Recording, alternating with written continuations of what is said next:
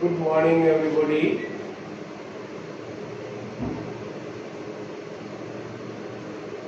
इससे पहले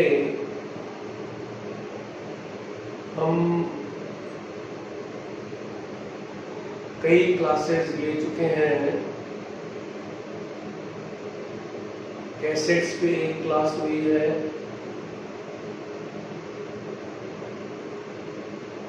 intensifying screen पे हुई है, फिल्म पे हुई है और डार्क रूम पे हुई है।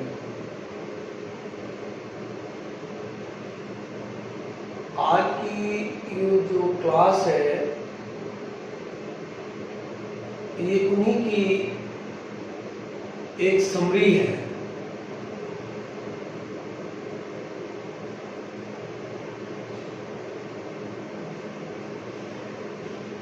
संक्षिप्त में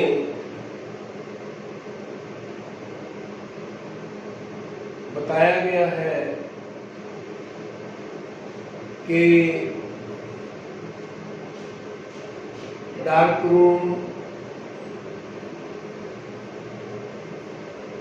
कैसा हो, रखरखाव कैसा हो, क्या क्या उसमें सुविधाएं हों,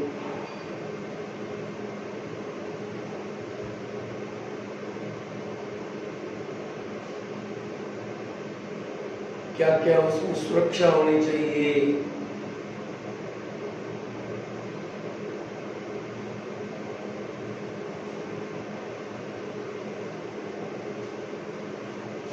वाटर सप्लाई, इलेक्ट्रिक सप्लाई,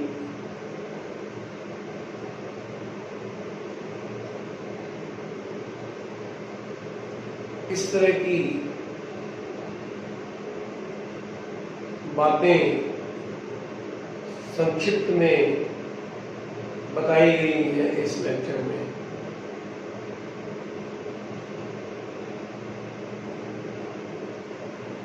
तो आज का विषय है की points in dark room practice, यानी डार्क रूम में कार्य प्रणाली के मुख्य बिंदु। एक एक करके उन बिंदुओं को हम अभी पढ़ेंगे। हालांकि ये कभी पिछले लेक्चर्स में ये सभी बातें किसी न किसी रूप में हम पढ़ चुके हैं।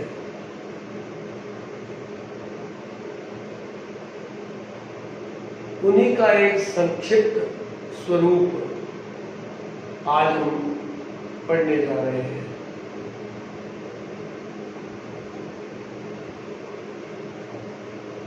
सबसे पहला है कि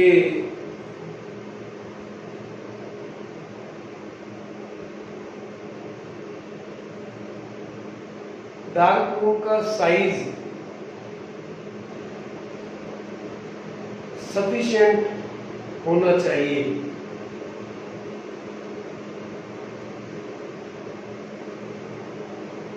सफिशिएंट मतलब का शब्द का मतलब ये है कि जितना वर्कलोड है, कितनी बड़ी इंस्टीट्यूट है, उसमें कितने एक्सरे रूम्स हैं,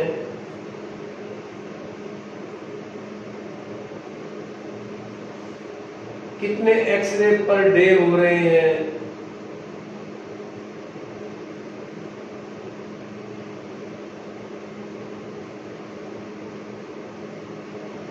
आदि चीजों पर एक्सरे रूम का डार्क रूम का साइज डिपेंड करता है।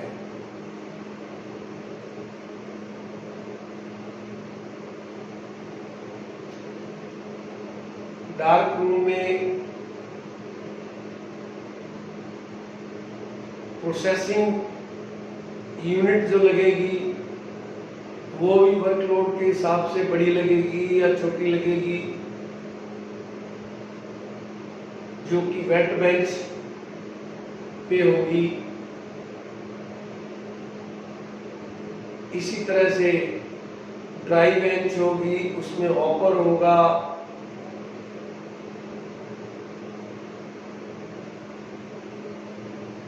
प्रोसेसिंग में प्रयुक्त होने वाले केमिकल्स होंगे,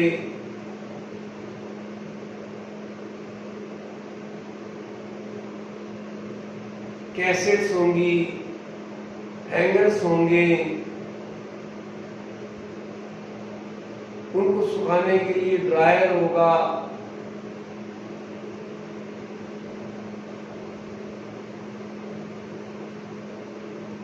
इन सभी वस्तुओं की जरूरत पड़ेगी।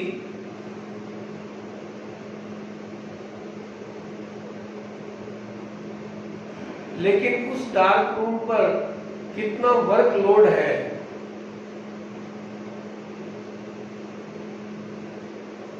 उस हिसाब से टेक्नीशियन भी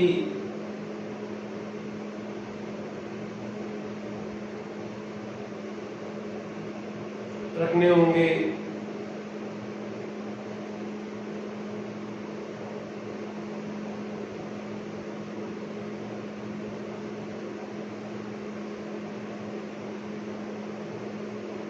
और भी महत्वपूर्ण बात है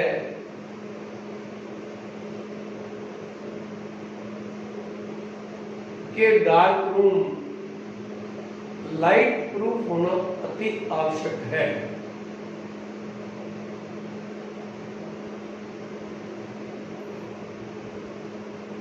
नहीं तो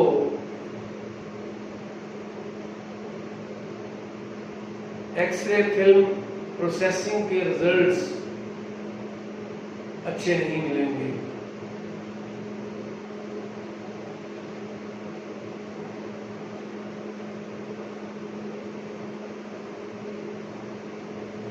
जैसा कि हम पहले डिस्कस कर चुके हैं,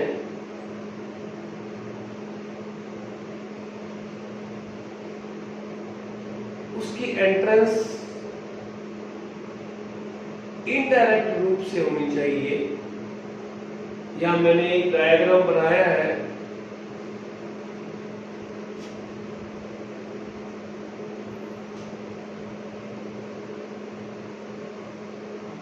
ये एक्सरे रूम है, ये इसकी एंट्रेंस है। यहां से इस प्रकार से एंटर करके, इस प्रकार से एंटर करके, इस प्रकार से एंटर किया जाना है। इसको हम इनडायरेक्ट एंट्रेंस कहेंगे।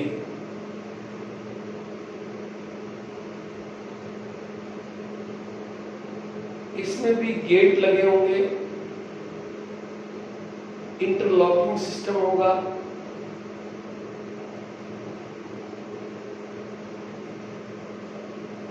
अगर डबल डोर हो तो बहुत ज्यादा अच्छा है। एक समय पे एक ही डोर खुलेगा, दो डोर के बीच में पोर्च होगा, यानी कि लाइट प्रूफ गेट होना अति आवश्यक है to get the best results of the film.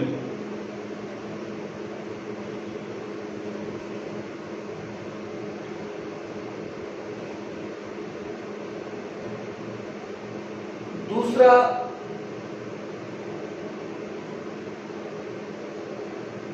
जो महत्वपूर्ण पहलू है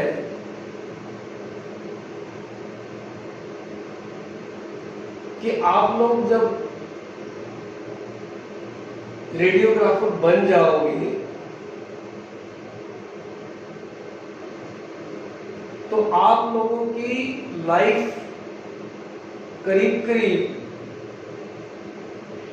एक्सरे रूम और डार्क रूम तक ही सीमित हो जाएगी, यानी जीवन का एक बड़ा हिस्सा एक्सरे रूम और डार्क रूम में बीतने वाला है, तो रेडियोग्राफर की या फिल्म प्रोसेस जो कर रहा है उसकी सेफ्टी बहुत ही महत्वपूर्ण है।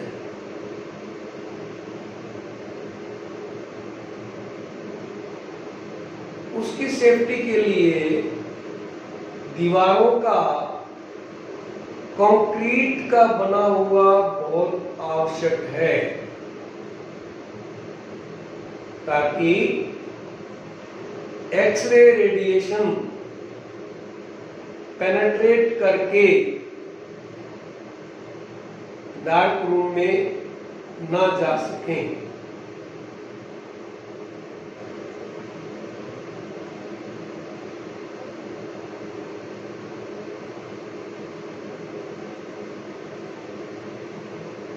उससे न केवल फिल्म की क्वालिटी प्रभावित होगी, बल्कि जो प्रोसेसिंग कर रहा है उसको भी रेडिएशन का प्रभाव झेलना पड़ेगा।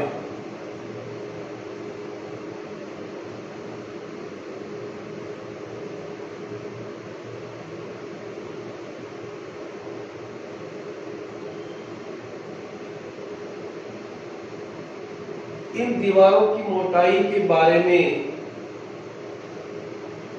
हम इसके पहले वाले लेक्चर में भी विस्तार से डिस्कस कर चुके हैं।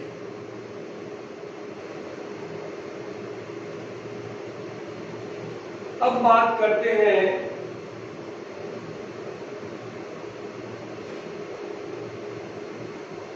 डार्क रूम की दीवारों और छत के ऊपर जो प्लास्टर होगा और पेंट होगा, उसकी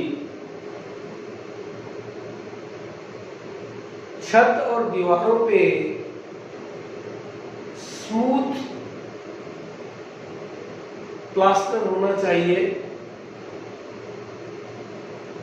और प्रेफरेबली वाइट कलर हो या लाइट कलर हो।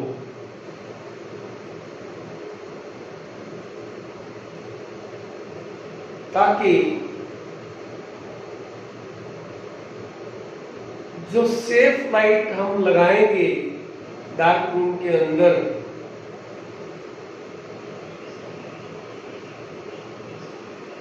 वो रिफ्लेक्ट होकर हमारे वर्किंग एरिया में इल्यूमिनेशन करती रहे या हमारे वर्किंग एरिया को रोशन करती रहे।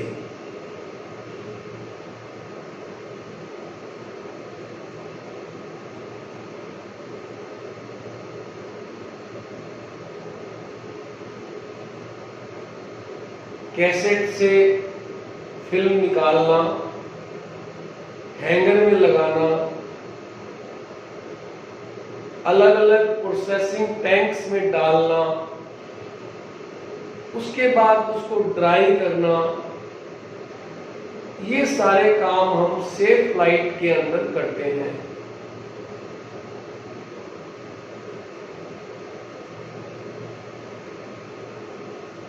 सेफ लाइट का मतलब है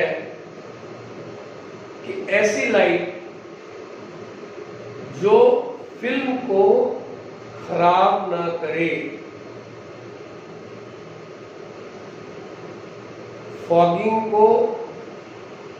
फॉगिंग ना हो और फिल्म पर बनी इमेज को खराब ना करे, उसे हम सेफ लाइट कहेंगे।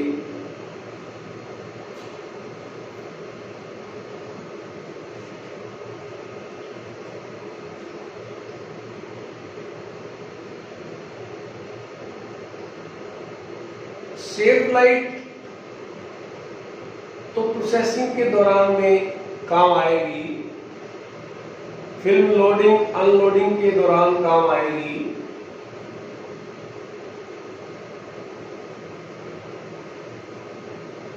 उसके अलावा व्हाइट लाइट भी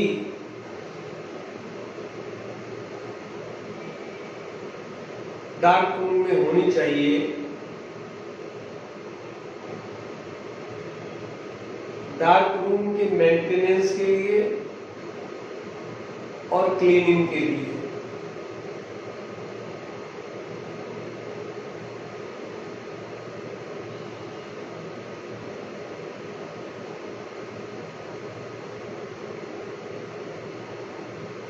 सेफ लाइट के बारे में पहले हम पढ़ चुके हैं, फिर भी जो मुख्य रूप से जानकारी मैं देना चाहता हूं कि वो करेक्ट वाटेज का बल्ब होना चाहिए, ना बड़ा होना चाहिए ना छोटा होना चाहिए, और लाइट के ऊपर जो फिल्टर लगा है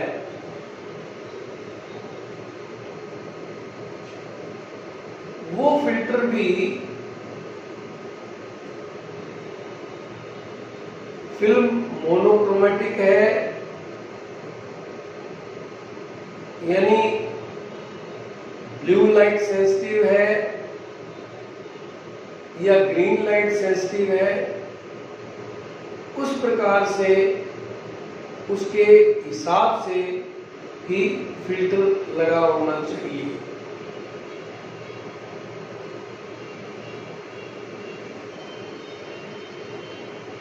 और वर्किंग एरिया से सेफ लाइट की डिस्टेंस भी 3 से 4 फुट की हाइट पे होनी चाहिए।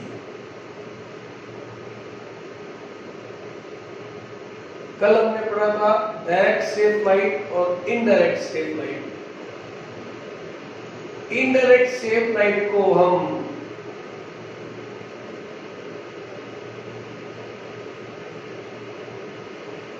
छत की तरफ, रूफ की तरफ लाइट का मूव करते हैं, वहां से लाइट रिफ्लेक्ट होकर हमारे वर्किंग प्लेस पे आती है, उसको हम इनडायरेक्ट सेफ लाइट कहते हैं।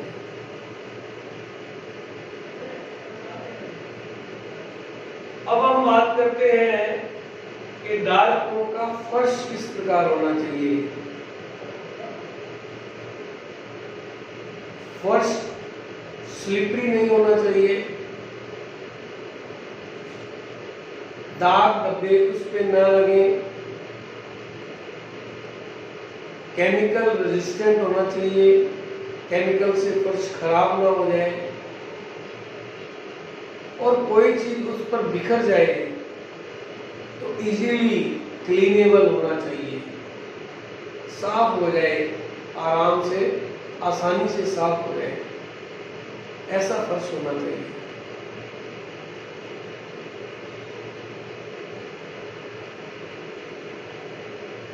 गंदा नहीं होना चाहिए,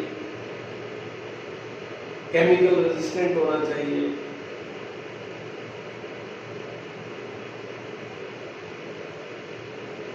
डार्क रूम के अंदर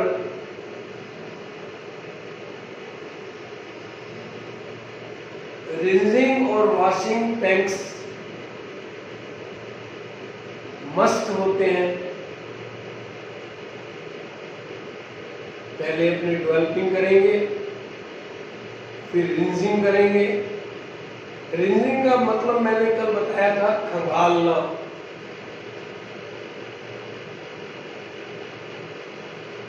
जैसे कपड़े धोने के बाद अपने कपड़े को पानी में से खंगालते हैं ताकि उसके अंदर जो साबुन है बचा हुआ वो पानी में निकल जाए, उसी को रिंजिंग कहा जाता है। तो ये जो दो टैंक होते हैं, रिंजिंग और वॉशिंग टैंक्स, इनका पानी डेली बदला जाना चाहिए।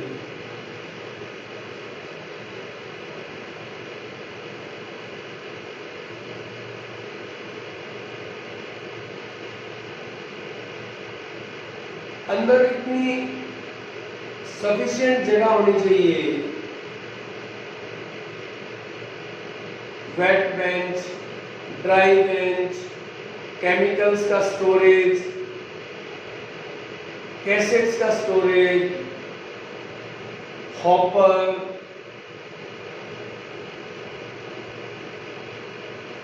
Dryer, cassette stands, hanger stands, hangers itself, ये सारी चीजें हमारे वर्क लोड के ऊपर डिपेंड करती हैं कि कितनी होनी चाहिए, और उनके स्टोरेज की क्षमता भी हमारे डार्क रूम में होनी चाहिए।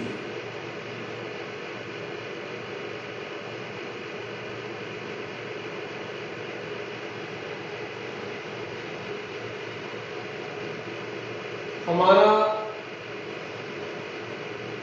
डार्क रूम फुल्ली वेंटिलेटेड होना चाहिए। आइडियली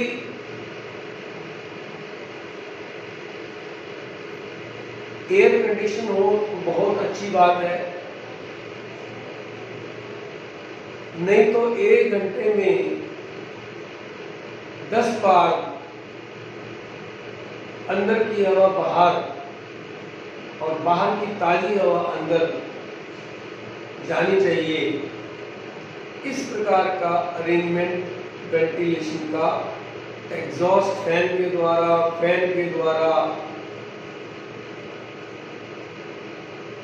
होना चाहिए, ताकि वहां काम करने वाले प्रोफेशनल्स को घुटन महसूस ना हो और ऑक्सीजन मिलती रहे।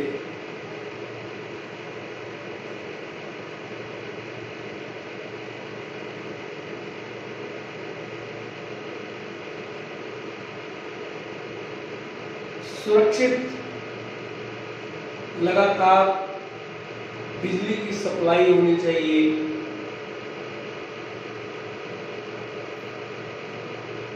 बैटरी बैकअप या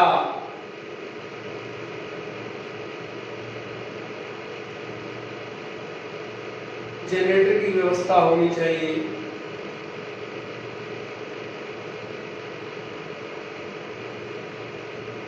ताकि इलेक्ट्रिक सप्लाई फेलियर की कंडीशन में कोई परेशानी ना आए।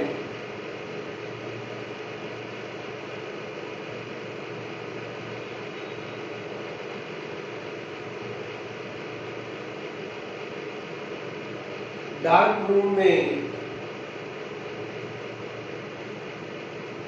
कूल और ड्राई एनवायरनमेंट होना चाहिए। जैसा कि मैंने बताया, ये सब चीजें एयर कंडीशन से संभव है।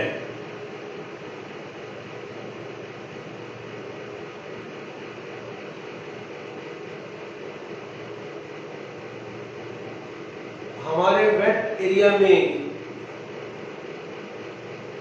कोई केमिकल बिखर जाए या पानी बिखर जाए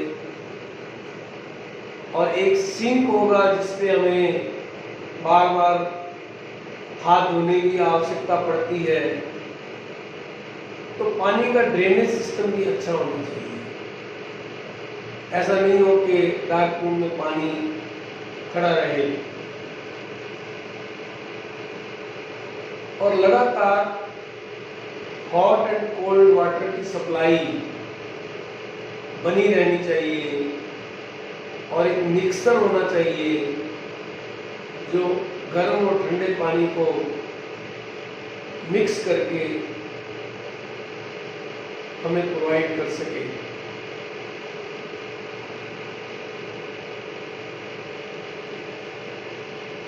समय समय पर डेवलपर और फिक्सर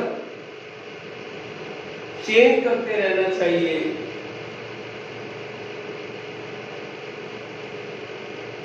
क्योंकि डेवलपिंग और फिक्सिंग ही इमेज की जान है।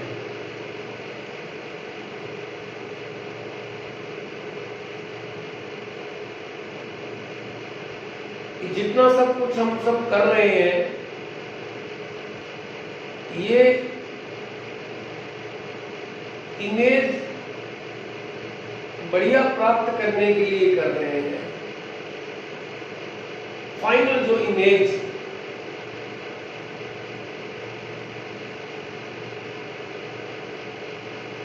तो बढ़िया इमेज प्राप्त करने के लिए हमारे पास डेवलपर और फिक्सर बढ़िया होने चाहिए और हमारे वर्कलोड के हिसाब से,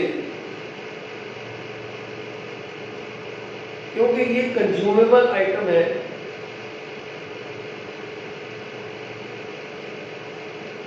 ये रिप्लेस की जानी चाहिए।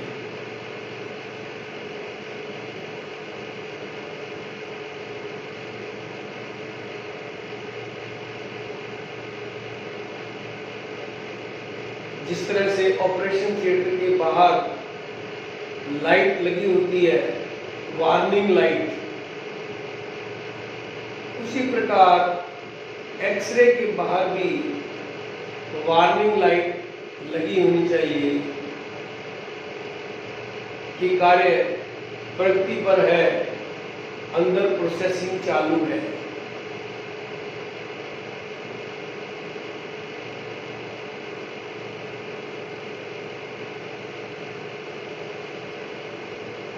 डार्क रूम में हमें काफी मात्रा में अनएक्सपोज्ड फिल्में, नई फिल्म के डिब्बे वो रखने पड़ते हैं स्टॉक में। उसके लिए हॉपर में हम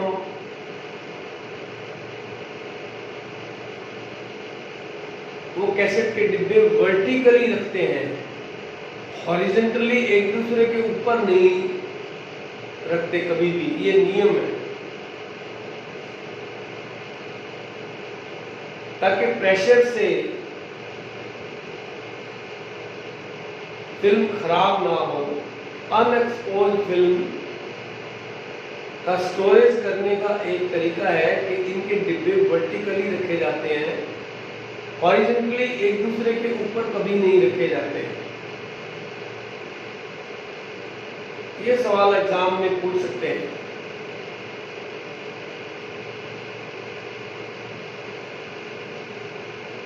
तो अनएक्सपोज्ड फिल्में वो कूल एंड ड्राई प्लेस में रखी जानी चाहिए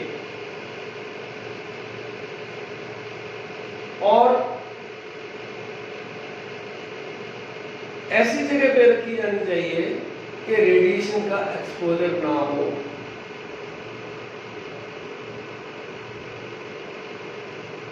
डे लाइट भी ना लगे, अंदर जो व्हाइट लाइट है वो भी ना लगे और एक्सरे रेडिएशन भी ना लगे। इन तीनों हालात में ही फिल्म खराब हो जाती है। तो फिल्मों का स्टॉक करें तो इन तीन बातों का अवश्य ख्याल रखें, नहीं तो पूरा का स्टॉक खराब हो जाएगा, बहुत बड़ा नुकसान हो सकता है।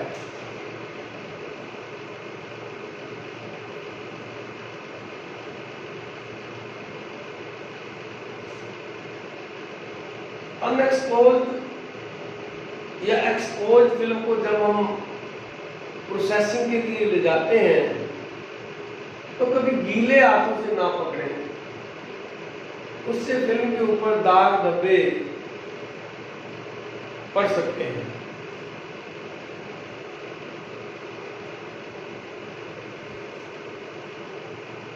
अब हमने डार्क रूम की रूपरेखा पढ़ के डार्क रूम बना लिया। डार्क रूम बनाने के बाद में कि कैसे जाने, कैसे पता लगाएं कि हमने जो डार्क रूम बनाया है वो परफेक्ट है।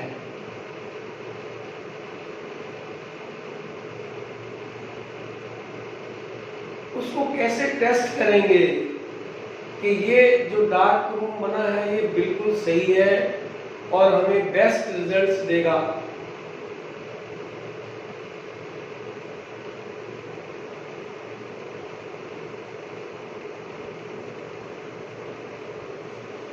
देखिए, इसको टेस्ट करने के 3 तरीके हैं,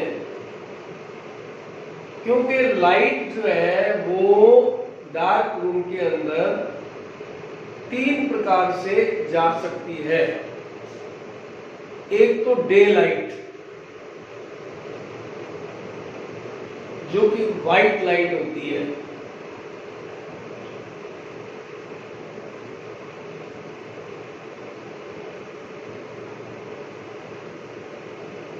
चारों तरफ से कवर्ड होने के बावजूद भी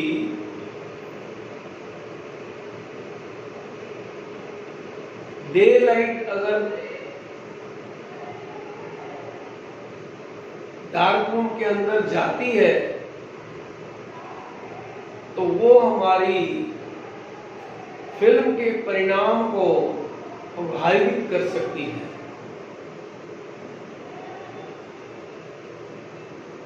तो उसको कैसे पता लगाएंगे?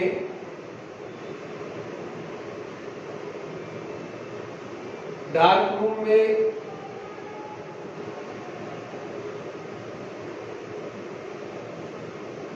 सेफ लाइट है, उसको ऑफ कर देंगे। व्हाइट लाइट है, उसको ऑफ कर देंगे। गेट को बंद कर देंगे।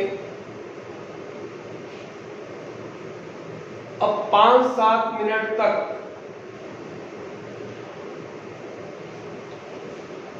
हमारी आंखों की पुतली पूरी तरह से उस लाइट में एडजस्ट हो जाएगी। इतने समय तक वेट करके हम चारों तरफ से ऊपर नीचे डार्क रूम में देखेंगे कि कहीं से लाइट अंदर आ तो नहीं रही है।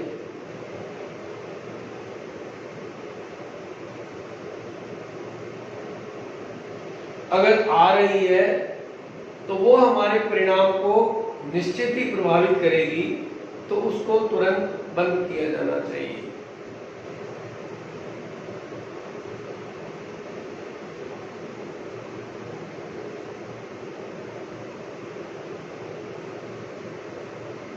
दूसरी लाइट हमारे पास होती है, इसको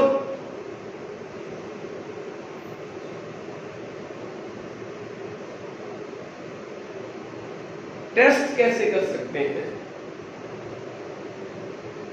कि जो हमने लाइट बंद कर दी है और बाहर से जो कुदरती लाइट है डार्क रूम में, बाहर से लाइट नहीं आ रही है, इसको कैसे टेस्ट करेंगे?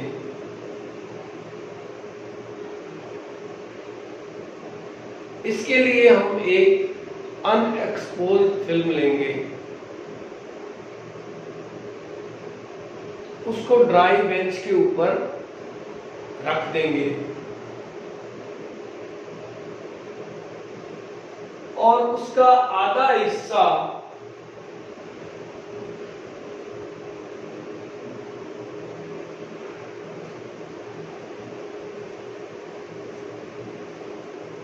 पेपर कार्ड शीट,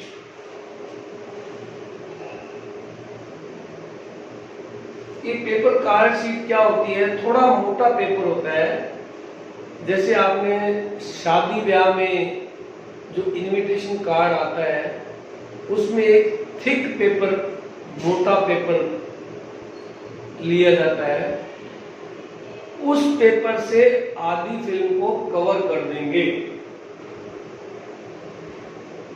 कवर करके 3 से 4 मिनट उसको रखेंगे।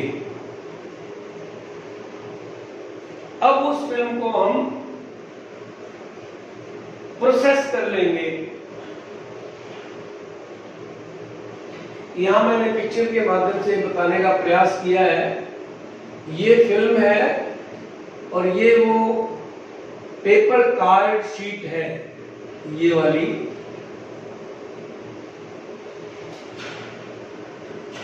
ये खाली जगह है। तो फिल्म के आधे हिस्से को पेपर कार्ड शीट से कवर कर दिया और आधे हिस्से को खाली छोड़ दिया। 3-4 मिनट के लिए इसको छोड़ दिया। उसके बाद में इसको प्रोसेस कर लिया। प्रोसेसिंग करने के बाद में अगर ये पोर्शन की डेंसिटी ज्यादा है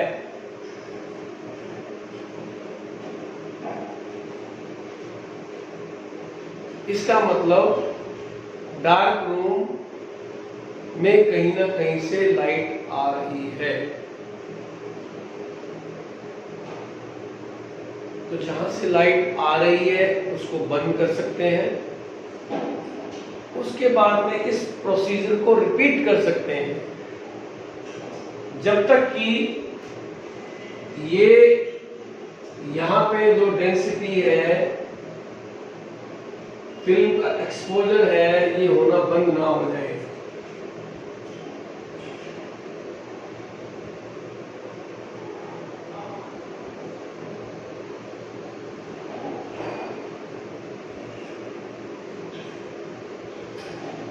दूसरी लाइट कितनी होती है?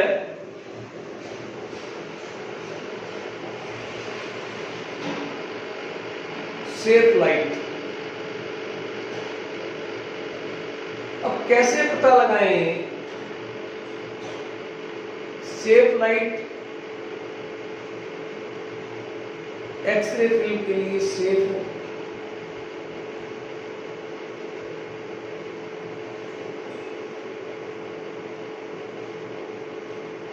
ये पता लगाने के लिए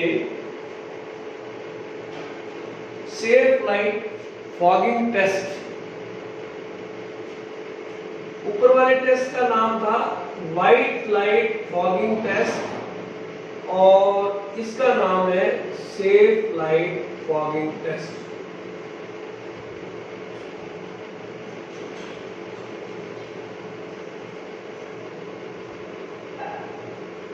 डार्क रूम को बंद कर देंगे।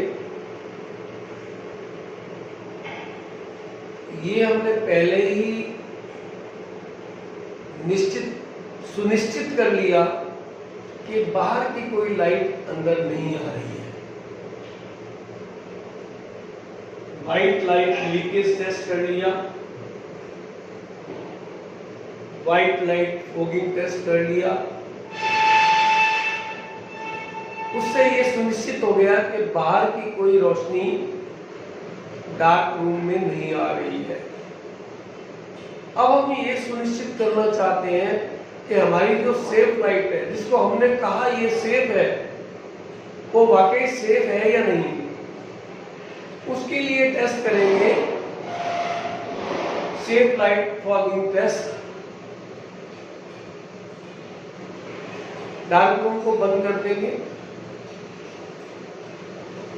सेफ लाइट को ऑन कर देंगे। अगर अंदर डार्क रूम में कोई व्हाइट लाइट है उसको बंद कर देंगे।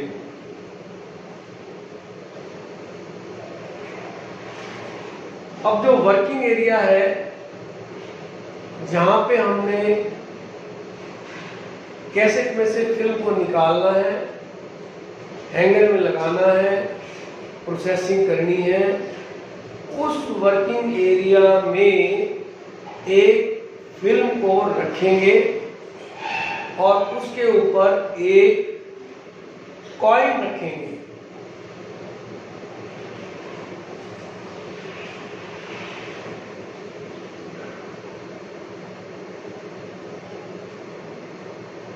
ये कॉइन हम एक अनएक्सपोज फिल्म यानी कि नई फिल्म लेंगे, डिब्बे में से निकालेंगे, उसके ऊपर एक कॉइन रखेंगे।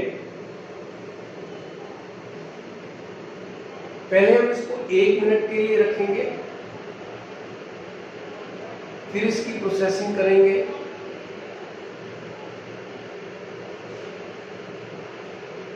अब जो 1 मिनट रख के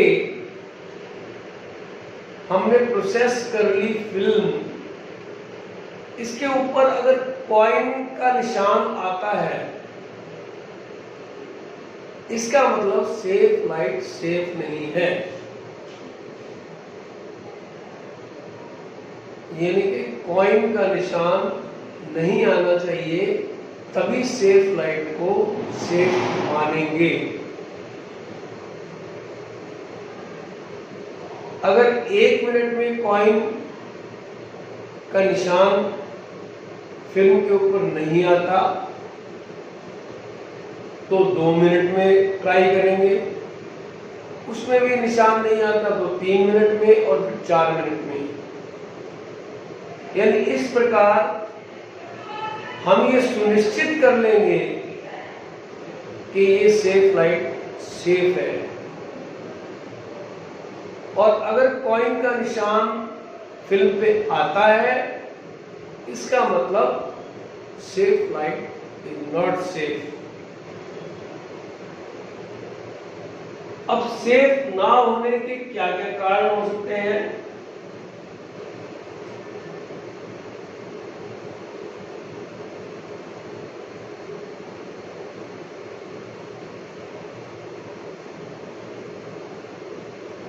जो अंदर बल्ब लगा है वो प्रॉपर वाटेज का ना हो तो भी सेफ लाइट जो है वो अनसेफ में तब्दील हो जाएगी।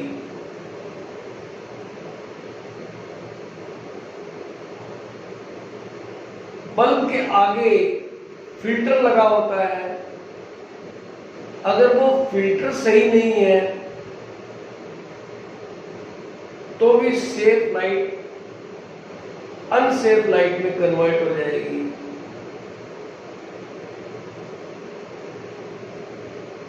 दूसरा, वर्किंग प्लेस से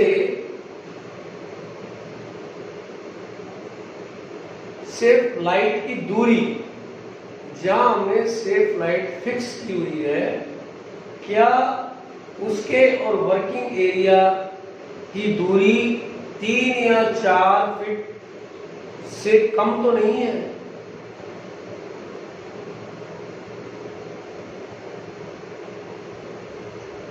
तो इस दूरी पे भी सेफ लाइट की सेफ्टी डिपेंड करती है।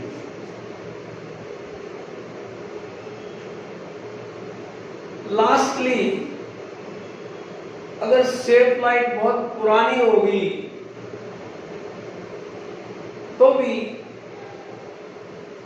हो सकता है कि ये सेफ ना रहे, अनसेफ हो जाए।